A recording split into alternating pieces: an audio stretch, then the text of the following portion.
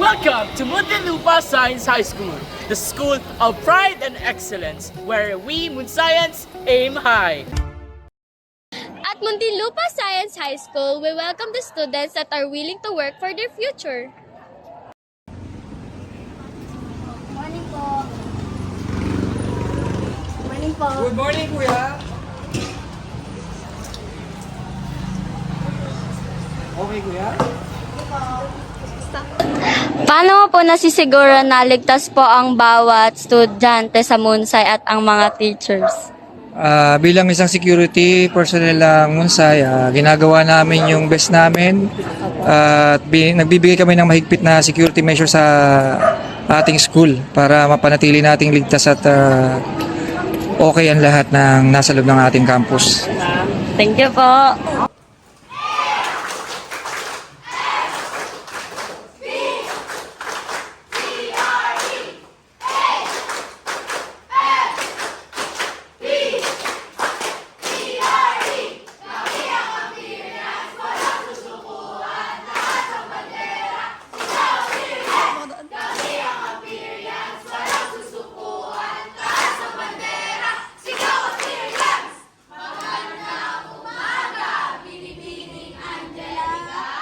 Good day po, Ma'am Pia. Anong katangian ng Munsay na wala po sa ibang school? Anong katangian ng mga Munsayan na walang school? Siguro syempre matatalino at mahusay. Pangalawa, kapag matalino, ito hinahangaan ko sa isang Munsayan, matalino na pero mapagkumbaba din. Ano pong experience sa pagtuturo sa Munsay? Anong mga karanasan sa pagtuturo sa mga Munsayan or sa Munsay? Marami ng mga karanasan syempre. Sa ilang taon, ang pinaka hindi makakalimutan na karanasan ay kapag nagtatalakay sa loob ng alan, hindi lang sa akademiko, lalo na kapag maganda yung talakayan, napupunta sa aplikasyon sa buhay, sa mga napapanahong mga kasalukuyan na mga pangyayari. So, magandang mga karanasan yun kasi hindi lang nakakulong sa apat na sulok ng silid, kung hindi yung mga aral ay maging sa aplikasyon at mga nangyayari sa paligid. Thank you po, Ma'am Pia.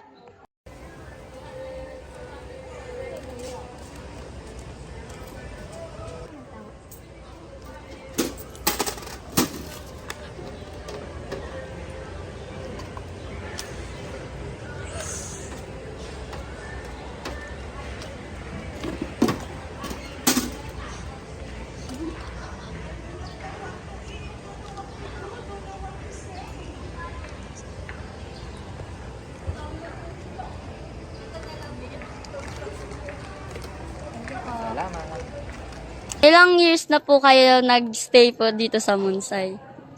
Magpo 4 years na. Okay po.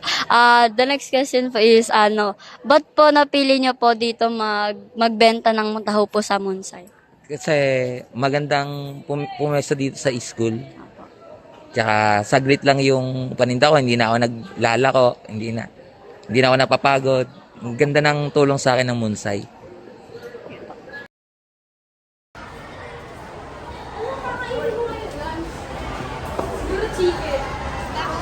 Nagawa mo na ba yung project sa MAPE? Hindi ko pa nga nagawa. Ikaw?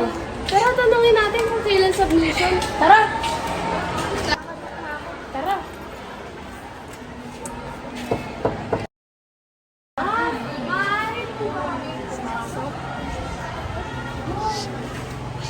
Magandang umaga po. Dito po sa Kingdom Pinoy. Actually, hanggang Friday pa naman. If you want to beat the deadline, pwede naman yung mag-pass. Thank you po. Salamat!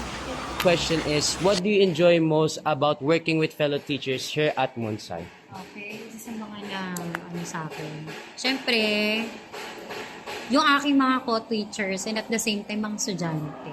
Hindi ko naman may enjoy itong aking pagtuturo kung wala yung aking mga estudyante at itong mga aking co-teachers. Isa pa, ano pa ba? Sabihin ko na lang yung mga nakakapagpa-motivate na lang din sa akin. Siyempre, yung mga estudyanteng ini-engage yung kanilang sarili sa mga topics na sila ay nakaka-relate. And ano pa ba? Meron pa ba? So, yun lang. All for our interview with Pierce, MAPE teacher. Thank you for listening.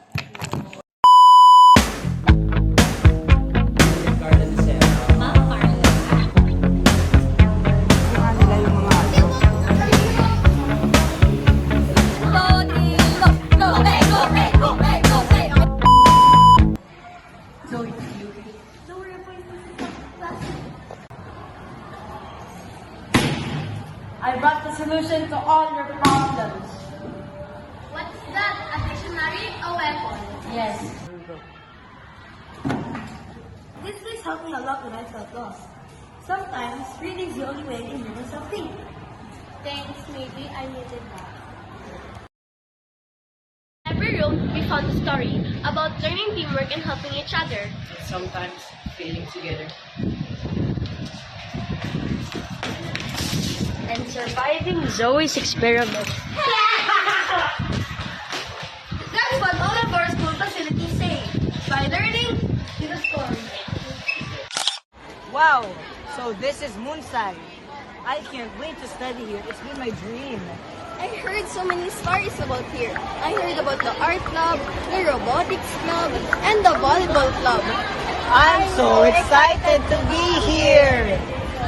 Moonside is not only about academics. There are also a lot of extracurricular activities you can attend. Ah! What do you think about my classmates and I giving you a tour around the campus? Sure.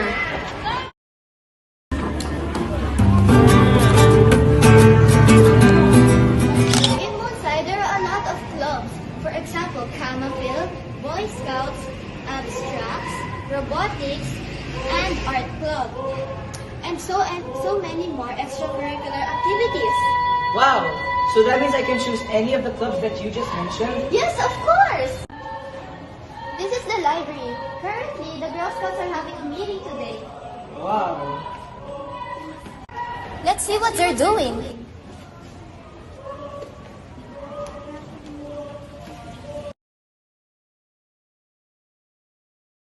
Right now, the Boy Scouts are having a meeting. Why don't we go and check? Boy Scouts? Yes!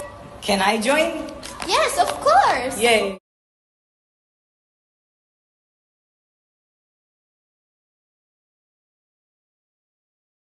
What can you say about the club? Club.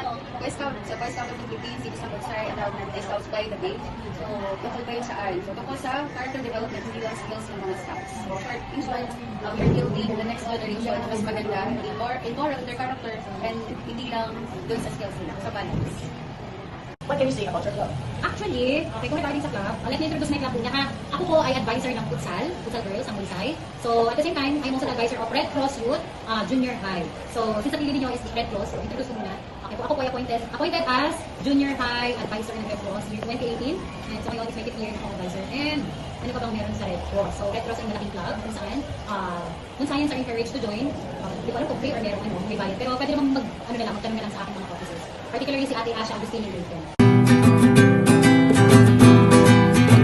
Moonsay students don't just need to learn.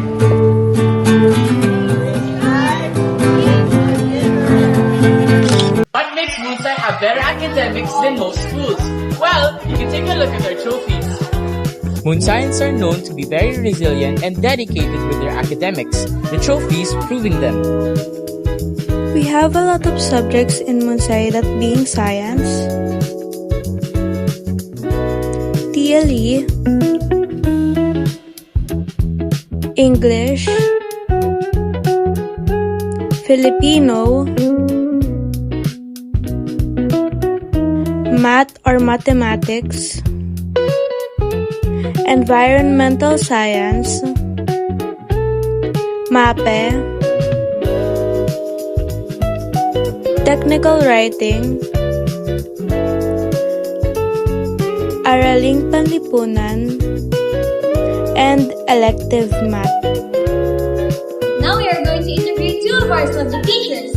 Good morning. I'm Ma'am Carla May Dacera. So, MAPE teacher of grade 7. Ako po ay 8 years nang nagtuturo dito sa Moonsay and 10 years na pong nasa field of teaching. So,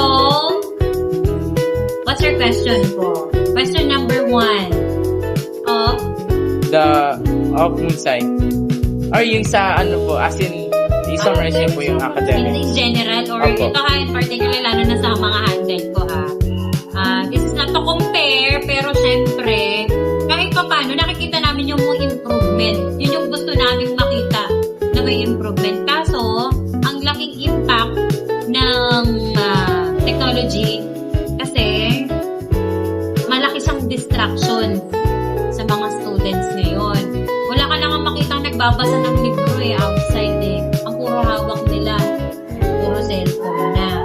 Kaso, hindi nagagamit ng tama, pero may iba, inaabuso. So, in terms of academics, may improvement. At the same time, malaki rin yung factor na hindi nag-improve kasi maraming distractions. Pero grades, sa performance, kulang lang sa push. Pero magagawa ng paraan dahil mape tayo. Diba? Performance-based. Mas pipiliin namin dapat ang bawat estudyante ay laging engaged sa lahat ng activities. Question number 2. Nag-enjoy ba ako sa pagtuturo? Oo naman. Okay. Mararamdaman nyo naman yan habang nasa classroom si ma'am eh. Diba? Kung may inaantok man, gisingin natin yan. Pero mas madalas dapat talaga. Mas mahalaga yung engagement ninyo at nakaka-relate kayo sa mga topics. Diba? So that's all. Thank you, ma'am. Bye. Hey, good morning. I'm Fernanda Villalon. Grade 7 up here at Pizzer. Okay. Ano may paglilingkod ko sa inyo? First question, how are the academics here in Moonsai? Academics in Moonsai, for me, okay naman siya. Pero halos lahat ng mga bata, magaling. Pero may mga bata pa rin na kailangan ng paalala yun. Yun lang. Second question, do you enjoy teaching? Yes, of course. That's my passion and that's my prayer. Thank you. Thank you. Go. Academics here in Moonsai may look scary, but they are really interesting and fill our minds with lots of fun. Now, let's move to higher grade levels about the academics here in Moonsai. How was your academics here at Moonsai? Overall, if you were aiming to have good academics in Moonsai, it's mostly you should aim for more. If you were to think of it in a different perspective, dapat mas ma-effort ka talaga. It doesn't matter kung mas smart ka if yung effort mo is nasa minimum. Overall, good naman yung grades mo as long as binibigyan mo talaga ng time and effort. Do you ever feel pressure? Overall, I actually feel pressured. Not most of the times, but at some certain points. Kasi, diba, if Moonsai, you really have to higher your standards and higher yourself as well. Kasi madami siyang, overall, tulad na ng grade 7 or grade 8, madami rin siyang binibigay na activities starting pa lang. And kailangan mo talagang i-sacrifice like sleep. So, minsan nakaka-pressure. But overall, it's not kung if na-manage mo talaga yung time mo. How are your academics here in Moonsai? Well, for my academics in Moonsai, I am doing great because in first quarter, I did good in my first quarter because I get low grades and first quarter is very hard. But when I learn, like when I study well in second quarter, I get honors. So in my experience, it's not really pressured, but in the end, you will get honors if you get less pressure. Second question, do you feel pressured like from grade 7 to now? For me, not that much because in grade 7, I was honors in 3rd to 4th and I came up with a solution to study well my academics. But in grade 8, I didn't do that much because I failed my studies there. But in 4th quarter grade 8, I did well and I went to the recognition. And in grade 9 today, I also did well with my academics in grade 9. Yeah. Thank you po. John. Now you see Moonsai is a school. It's our only place to expand our horizons.